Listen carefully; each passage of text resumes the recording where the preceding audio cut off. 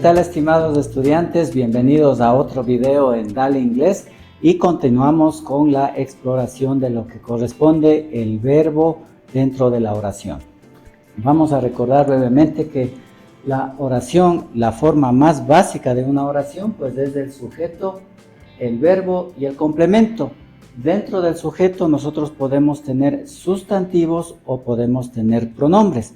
Hemos revisado dos grupos de ellos, ¿no? El sustantivo, el artículo y los pronombres definidos. En el futuro pues seguiremos profundizando más y más en el inglés y conoceremos lo que son los pronombres indefinidos. Pero bueno, ahora ya con los pronombres definidos pues ya podemos ir construyendo nuestras primeras oraciones. Aquí yo tengo dentro del grupo de los pronombres definidos teníamos los subject pronouns, ¿verdad? Entonces tenemos aquí, ¿sí?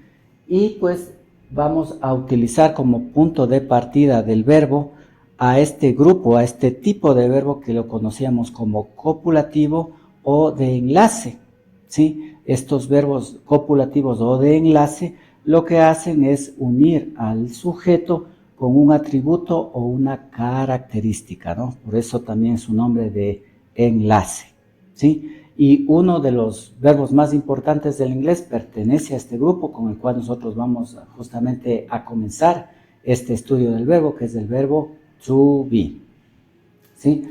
Ahora, dentro del verbo to be, lo que nosotros manejamos es la conjugación del verbo, ¿sí? Entonces tenemos el verbo to be, pero hay que conjugarlo para poder utilizarlo de acuerdo a los subject pronouns. Entonces tenemos que para la primera persona el verbo to be se transforma en am. Para la segunda persona es are. Para lo que corresponde a la tercera persona es is, como vemos aquí. Y para lo que corresponde a los pronombres en plural, ¿sí? Nosotros, ustedes, ellos, es nuevamente are. Particularidades que necesitamos saber.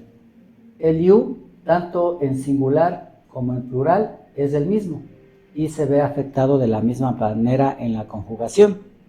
Seguramente viene la duda de cómo sabemos cuándo es singular y cómo sabemos cuándo es plural. Aquí entra un concepto tal vez un poquito nuevo, que es el contexto de la situación, ¿sí? ¿A qué llamamos contexto? Llamamos a la situación que se está generando específicamente en un determinado momento. En este caso, por ejemplo, yo me estoy dirigiendo hacia ustedes o hacia usted. Depende, ¿verdad? Depende si me están viendo varias personas o si solamente me está viendo usted. Entonces, ese es el contexto que me da para saber si es singular o es plural, ¿sí?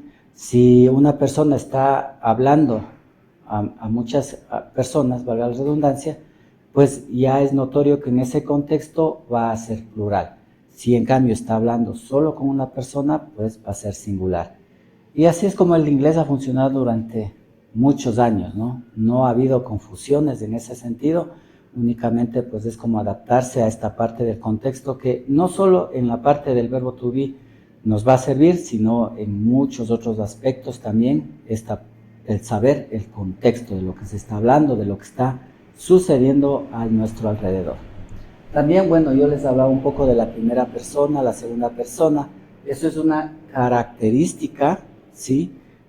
También del verbo, que se enlaza al sustantivo. El sustantivo, pues puede tener este número del verbo, ¿no? Bueno, esta persona del verbo realmente, ¿no? Ser primera persona, segunda persona, tercera persona en el singular, lo mismo en el plural. Ahora, ¿a qué se refiere la primera persona? Primera persona se refiere a la persona que está hablando, ¿sí? Esa es la persona, la primera persona. La segunda persona es la que está escuchando, ¿sí? La que me escucha es la segunda persona. Y la tercera persona es la que no está interactuando en esa conversación, es decir, está fuera, está alejada, ¿sí? Entonces, de esa manera pues lo veríamos, ¿no? Esto de la primera y segunda persona, por ejemplo, es bastante dinámico, ¿no? Porque, por ejemplo, en este momento yo soy la primera persona porque estoy hablando. Ustedes serían la segunda persona porque están escuchando. Pero en una conversación frente a frente, pues sería dinámico, ¿verdad? A un momento yo soy la segunda persona, luego la segunda persona es la otra persona. Bueno, ahí ustedes me entienden, ¿no? Esta parte, esta interacción. La persona que habla es la primera persona. Ejemplos de tercera persona, cuando estamos hablando de alguien que no está en la conversación, como les decía, ¿no? Si estamos hablando, por ejemplo, no sé, del presidente, del profesor que no está justo con nosotros, ¿no? Inclusive cuando hacemos referencia a cosas o situaciones, ahí nosotros pues utilizamos el pronombre it, que corresponde justamente a la tercera persona. Si hablamos del clima, por ejemplo, el clima pues viene a ser tercera persona y puede ser reemplazado con este pronombre, con el it. Recordemos que una de las funciones de los pronombres, o la principal quizá, es sustituir al nombre. ¿Ok? Entonces tenemos esta conjugación. Luego tenemos también lo que es la parte de las contracciones, que son muy utilizadas en el inglés hablado especialmente, ¿no?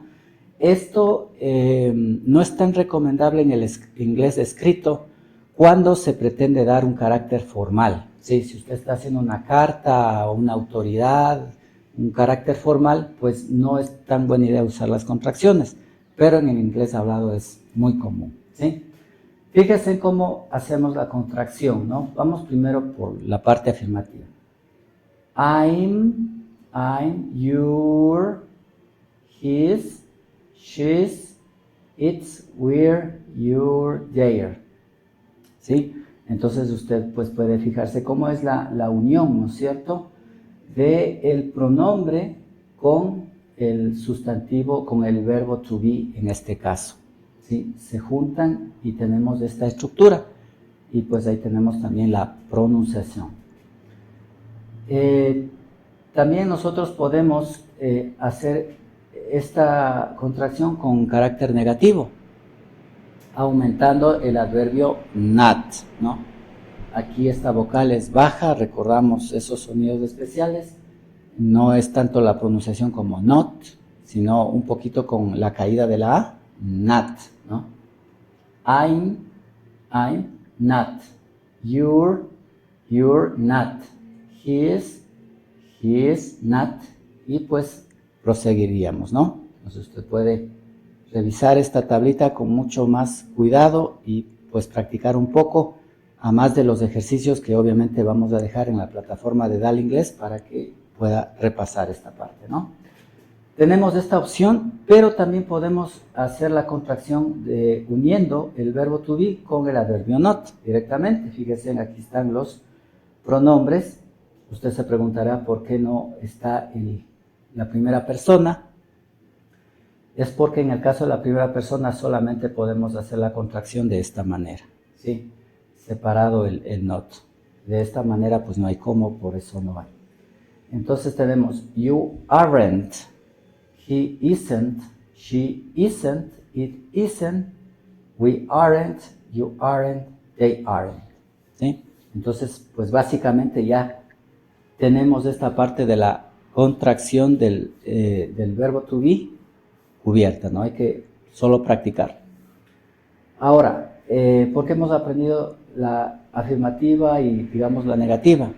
Nosotros en este curso básicamente nos vamos a centrar en 4 tipos de oraciones con las cuales, pues, podemos salir adelante expresando nuestras ideas y también comprendiendo al resto de personas. Hacer oraciones afirmativas, afirmar algo, ¿no es cierto? También es importante, pues, negar.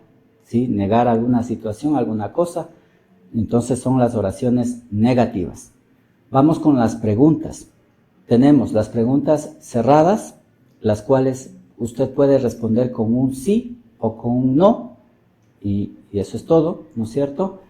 Y las preguntas abiertas, que son preguntas un tanto más estructuradas, utilizando frases como ¿dónde? ¿Por qué? ¿Qué tanto? ¿Quién? Etcétera, ¿no? Entonces las respuestas pues ya no son únicamente con un sí o con un no, sino que pues ya nos brindan una información un poquito más específica. Entonces ahorita pues estamos comenzando con la estructura de una oración afirmativa, es decir, por el momento solo vamos a poder afirmar cosas, ¿no? Utilizando este verbo de enlace, el verbo to be. Tengo aquí este ejemplo. Jack is a cowboy, ¿no? Entonces estoy afirmando, estoy aseverando que Jack es un vaquero, ¿no es cierto? Es lo que digo aquí. La estructura, en este caso estoy usando un sustantivo. ¿Qué tipo de sustantivo? Sustantivo propio, ¿verdad? Jack. Si quisiera cambiar por un pronombre, no un subject pronoun, en este caso Jack vendría a ser he. ¿Sí? Y como es he, el verbo to be, pues es is. ¿Sí? Algo más que es muy interesante que sepan, las contracciones de forma gramatical, pues son utilizadas en los pronombres, ¿no? En nombres propios es ya un carácter informal realmente utilizar la contracción, ¿no? Lo correcto es solo en pronombres, ¿sí? Es decir, aquí yo no podría poner una coma y aumentar la S y decir que es la contracción del verbo to be. También tiene un poco de lógica recordando la forma posesiva de los sustantivos en los cuales el apóstrofe más la S nos daba más bien el carácter de posesión, ¿no es cierto? Entonces solo con pronombres utilizamos contracciones. Bien, entonces tenemos el verbo to be, ¿no? Decíamos que este verbo copulativo de enlace une al sujeto con un atributo o característica. En este caso, pues está uniendo la característica, ¿sí? La situación de que Jack es un vaquero, ¿sí? Entonces ahí nosotros ya con este tipo de estructura podemos avanzar con otros ejemplos propios. Por ejemplo, Jack es profesor de inglés, Jack está en Nueva York, ¿no es cierto? Una característica, un atributo, ¿no es cierto? Jack es alto, o Jack es gordo, o Jack es inteligente. Pues son atributos, características o también, bueno, como decía, características, ¿no? Una situación específica. Bien, vamos entonces a dejar hasta aquí. Les invito a repasar esta parte. De seguro van a encontrarse con mucho de lo que hemos visto en los ejercicios prácticos en la plataforma de Dale Inglés. Posiblemente se generen preguntas. Ya saben que en nuestras clases presenciales virtuales pues vamos a continuar profundizando este tema y solventando esas inquietudes. Y sin nada más por el momento, pues sigamos en este emocionante camino del inglés en el siguiente video. Muchas gracias.